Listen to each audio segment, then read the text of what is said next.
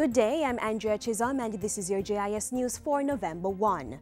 The Office of Disaster Preparedness and Emergency Management (ODPEM) says it's now turning its focus on the priority needs identified by Cabinet as it wraps up its initial response to marooned communities in the aftermath of Hurricane Sandy. ODPEM's Director General Ronald Jackson made that announcement Wednesday at the regular Jamaica House press briefing. And we're working now with our partner agencies and our ministries and some of our international donor partners to look at how we treat with those priorities. He added that the agency would still deal with individuals who may have been missed along the way, but said this would be done on a case-by-case basis. Mr. Jackson said the agency would also be providing temporary roof cover for approximately 3,500 homes that were affected during the passage of the storm. Meanwhile, the Office of Disaster Preparedness and Emergency Management is reporting that 52 persons are still being housed in 5 shelters across the island. The agency's head says these are individuals who lost their homes during the storm and have not been able to move in with relatives or friends. Of those still in shelters, most are being housed at 2 locations in Portland, while the others are occupying another 3 shelters in St. Mary and Manchester. ODPEM's Director General says the Labour and Social Security Ministry is rapidly going through the assessment process to determine their needs. We have been already discussing strategies to address the rehousing of these individuals, our support to as well, these individuals. And it includes other partners. I know our Red Cross, which is a partner, they are also looking at how they can support that process. In the meantime, Information Minister Senator Sandria Faulkner is appealing to Jamaicans still without electricity to continue to exercise patience. She says the Jamaica Public Service Company, JPS, has been working hard to restore service following the passage of Hurricane Sandy, but adds that it remains a difficult process.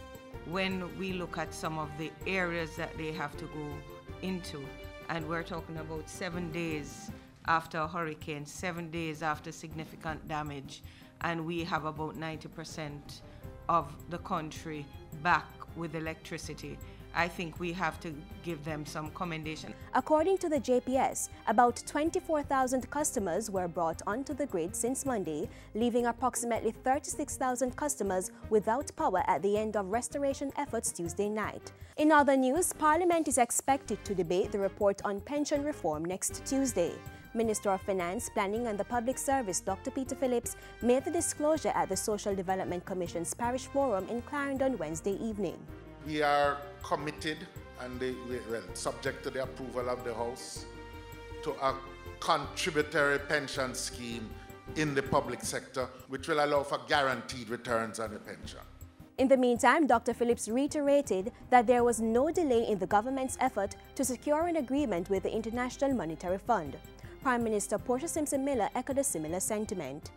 The Minister and his team, they are pursuing the discussions and looking forward to have not just an agreement, but an agreement to the benefit of the Jamaican people.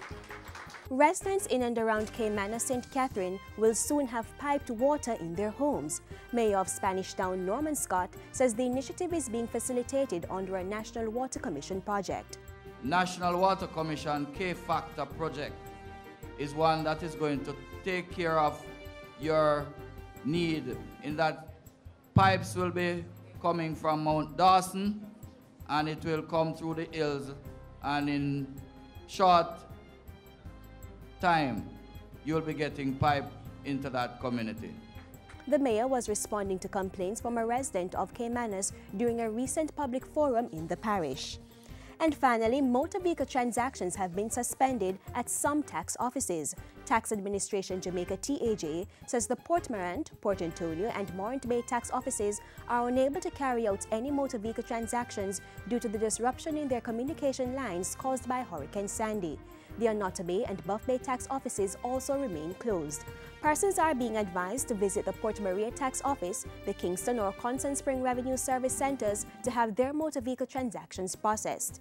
The administration says it's making every effort to restore normalcy at all tax offices as soon as possible. And that's it for GIS News today. I'm Andrea Chisholm. Thank you for watching.